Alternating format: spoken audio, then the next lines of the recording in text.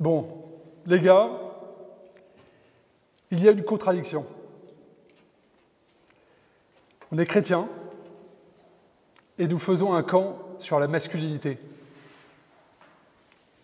On a le modèle parfait à imiter, Jésus. On a ce modèle et pourtant, on est quand même tous ici en attente de quelque chose. Il y a un truc qui ne va pas. Qu'est-ce qui ne va pas ?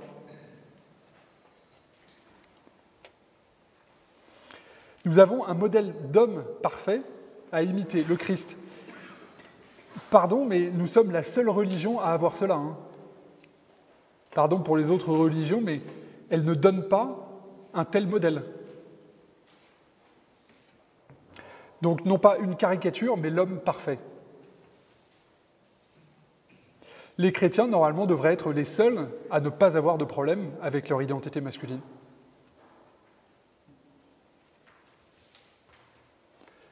Donc, je repose ma question. Qu'avons-nous besoin de venir ici ?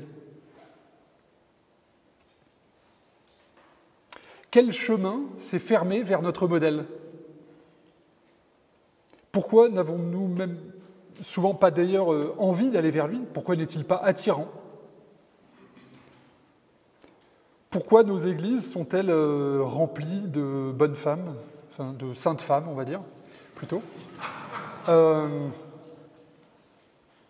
J'ai rien contre elles, mais où sont les hommes ? Où sont les hommes ? Et c'est vrai, rentrer dans une église, vous voyez la messe en semaine, bon, c'est vrai qu'on travaille, etc., on peut pas, enfin les horaires ne sont pas forcément toujours aménagés, mais où sont les hommes ? Pourquoi est-ce qu'on se contente de modèles de réussite au rabais ? Des modèles de réussite financière, sociale, toutes choses qui durent un temps, pas forcément éternelles. Et enfin, pourquoi est-ce que le DVD qu'on prend le vendredi soir pour s'évader, c'est Braveheart et pas les évangiles ou les actes des apôtres ? Pourtant, Jésus n'a rien à envier à William Wallace. D'ailleurs, ce que nous admirons dans William Wallace, c'est la figure du Christ, en fait. C'est le sacrifice du Christ que le Christ a fait pour ses amis. C'est ça c'est une parcelle du Christ que nous admirons. La fin de William Wallace, il se sacrifie aussi pour ses amis. William Wallace offre, là, dans cet extrait, un reflet des vertus du Christ. Le courage, la force, des convictions qui sont mises totalement au service de son idéal. Et pendant tout ce camp, nous allons voir que le modèle d'homme que nous allons essayer de dégager,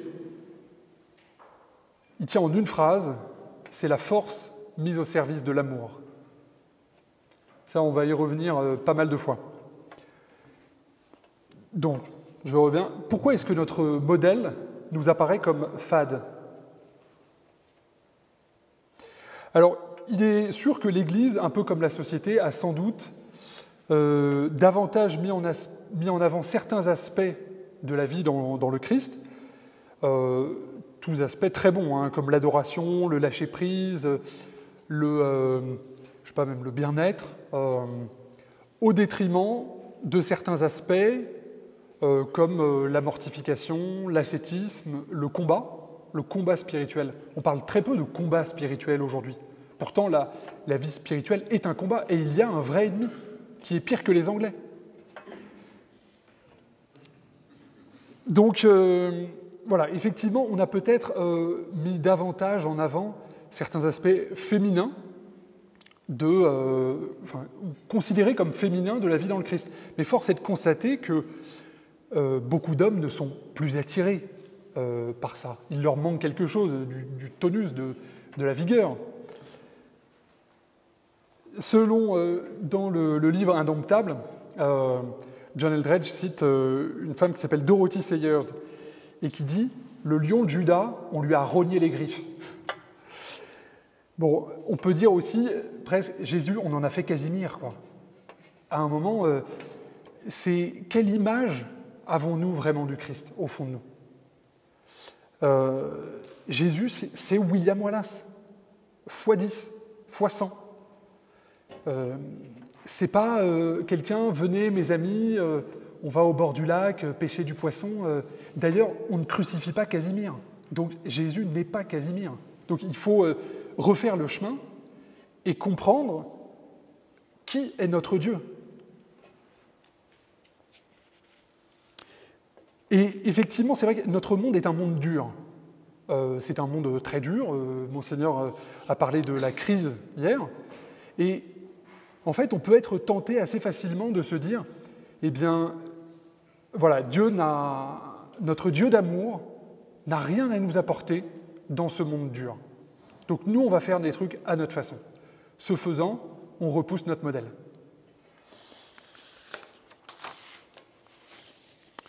Alors, parfois, nous avons fait de notre morale chrétienne une morale de faible, une morale de perdant.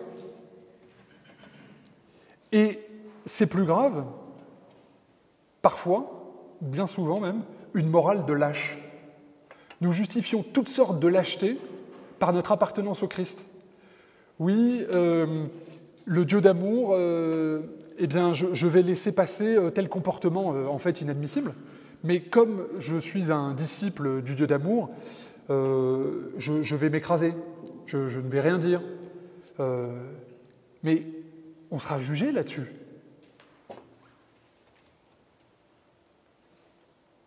Donc, Jésus n'aurait plus de message pour notre monde.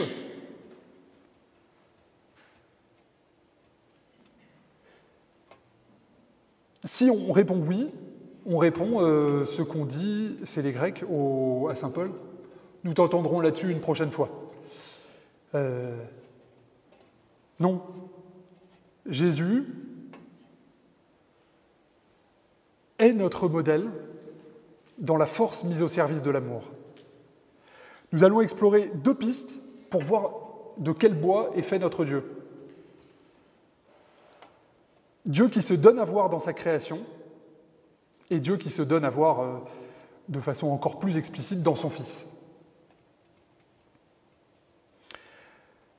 Alors, pour commencer par Dieu qui se donne à voir dans sa création, un premier préalable qui est amusant à noter, c'est que notre société a une aversion totale au risque et au danger. Je ne sais pas si vous avez vu à l'entrée du réfectoire, moi ça m'a beaucoup rassuré. On voit les informations de traçabilité de la viande qu'on va consommer pendant tout notre séjour. C'est super, quoi. Je veux dire, vous pouvez vraiment dormir en paix. Je suis dans une chambre spécialement faite pour les personnes handicapées. Il faut voir la chambre. Hein. En fait, il y a un spot au-dessus du lit qu'on ne peut pas éteindre, qui est une lumière de sécurité.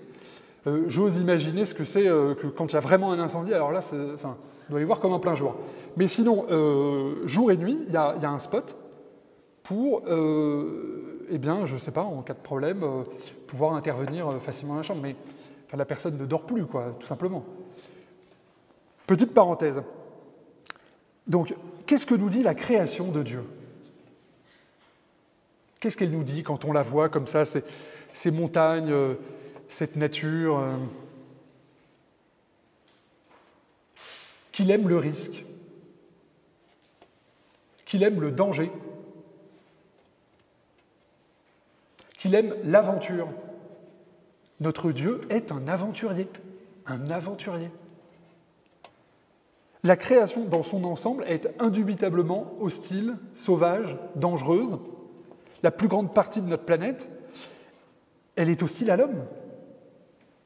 Il y court des dangers mortels en permanence, les températures extrêmes, les bêtes sauvages, venimeuses.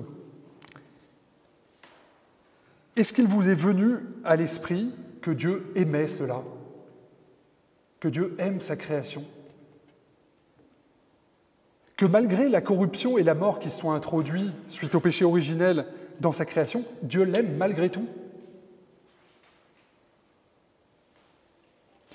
Et l'homme, et nous, et vous, et toi, est-ce que Dieu n'a pas pris un risque considérable en créant l'homme. Pourtant, il savait. Il savait. Quel risque que de lui avoir laissé cette liberté dont il a si mal usé. Il savait que cette chute de l'homme entraînerait tant de guerres, de sacrifices, d'innocents sacrifiés. Dieu ne semble prendre aucune précaution. Il aurait pu se détourner de sa création à la façon des dieux de l'Olympe.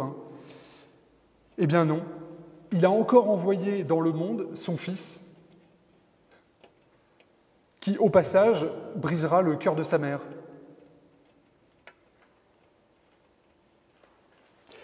Dieu aime aussi écrire de belles histoires. Il aime triompher. Regardez David, il envoie un petit berger qui doit faire 1,50 m contre un géant. La force physique ne fait pas grand-chose, hein. William Wallace le dit. Ah oui, il fait 2 mètres et il fait des pets boules de flamme. Non, c'est la force, la véritable force, c'est la force intérieure. Mon Seigneur a précisé hier ce que c'était que la véritable force.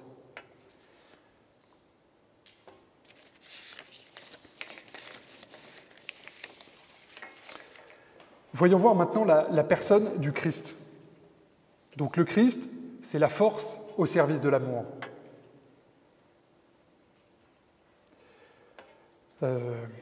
Juste un petit passage. Luc 11, 42. Jésus qui parle aux pharisiens. Je ne peux pas le lire sans sourire, ce truc, parce que c'est quand même incroyable. Bon, Jésus disait aux pharisiens, « Malheureux êtes-vous, pharisiens, parce que vous payez la dîme sur toutes les plantes du jardin, comme la menthe et la rue, et vous laissez de côté la justice et l'amour de Dieu. Voilà ce qu'il fallait pratiquer, sans abandonner le reste. » Je passe un petit peu. « Malheureux êtes-vous, parce que vous êtes comme ces tombeaux qu'on ne voit pas, et sur lesquels on marche sans le savoir. » Alors, un docteur de la loi prit la parole. « Maître, en parlant ainsi, c'est nous aussi que tu insultes. » On pourrait se dire, bon, c'est bon, il s'est fait les pharisiens, il va peut-être se faire les docteurs de la loi la prochaine fois. « Malheureux êtes-vous aussi, vous aussi, parce que vous chargez les gens de fardeaux, que vous ne remuez et vous ne touchez même pas du doigt. » Bon, il finit le boulot, quoi.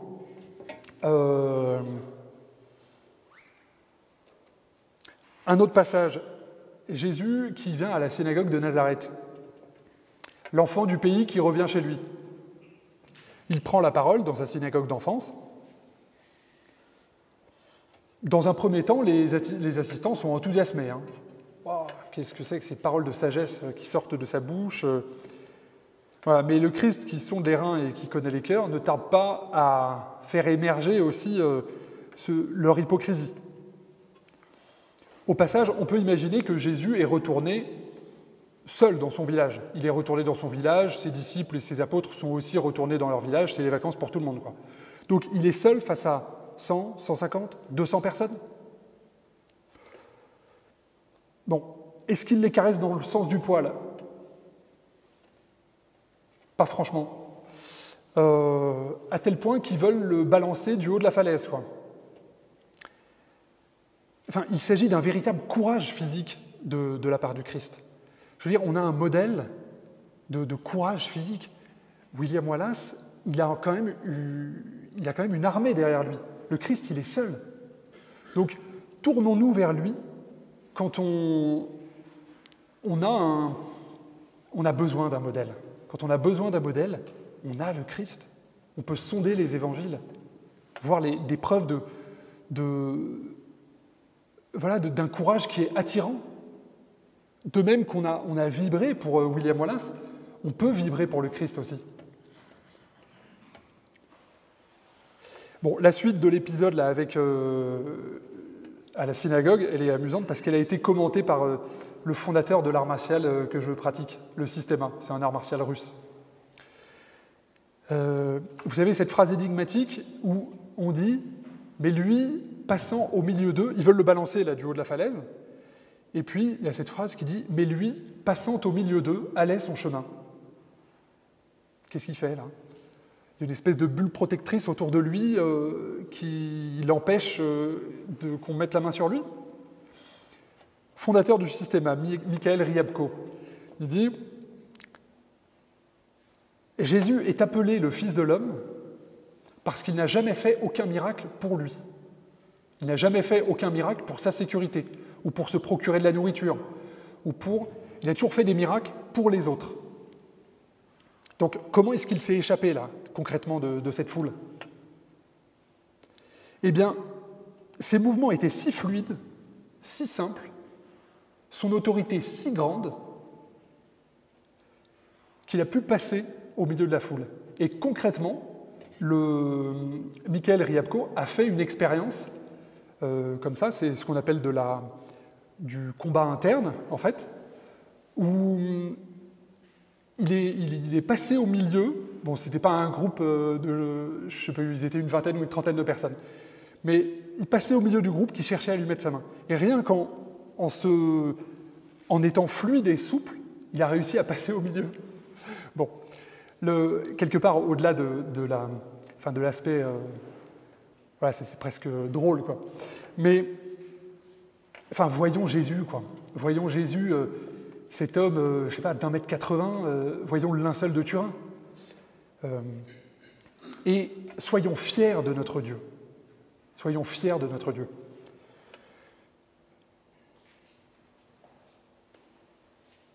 Je vous propose d'ailleurs de voir un autre extrait de film, de Mel Gibson, lui aussi, La Passion. C'est le passage où Jésus porte sa croix et tombe. Je vous laisse voir la suite. Voilà, examinons maintenant une chose qui est très importante. Examinons la façon dont nous voyons la passion du Christ, sa mort sur la croix. Et souvent, c'est le sommet. C'est le cas de le dire. Notre Dieu est mort après que des gens lui aient fait tout ce qu'ils ont voulu.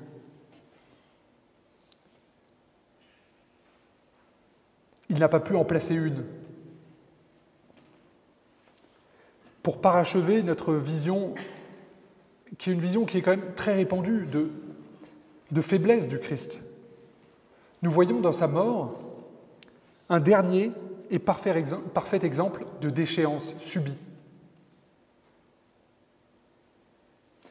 Mais là, c'est grave, parce qu'on fausse une partie du message, une partie très importante.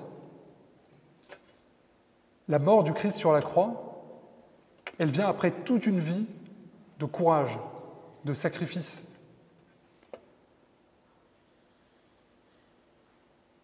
Il s'est donné quand il l'a voulu, au moment où il l'a voulu. Il le dit à Pilate, « Tu n'aurais aucun pouvoir sur moi s'il ne t'avait pas été donné. »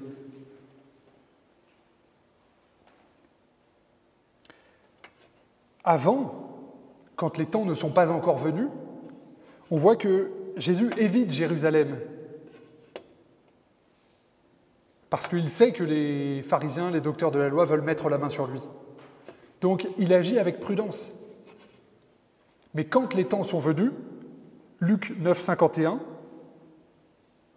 comme le temps approchait où Jésus allait être enlevé de ce monde, il prit avec courage la route de Jérusalem. Il sait ce qui va lui arriver.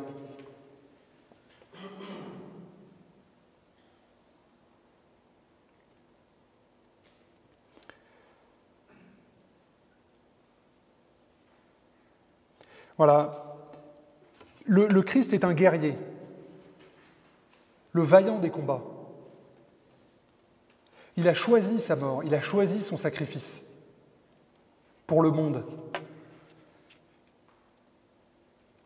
Le Christ est vraiment l'exemple de la force mise au service de l'amour. Ce que nous voulons être, ce que nous devons être. Ne sous-estimons pas maintenant la volonté de Dieu à nous aider dans ce chemin, vers le plein épanouissement de notre stature d'homme. Dans la guérison de nos blessures, le bras de Dieu ne s'est pas raccourci Il veut faire des merveilles en nous. Notre venue au camp est d'ailleurs la marque de cela. On a dit qu'on ne disait pas sa profession, mais moi je suis forgeron. Donc je tape sur du métal à chaud, je le trempe. Et le but de ce camp, c'est aussi de nous retremper dans le Christ, dans notre modèle.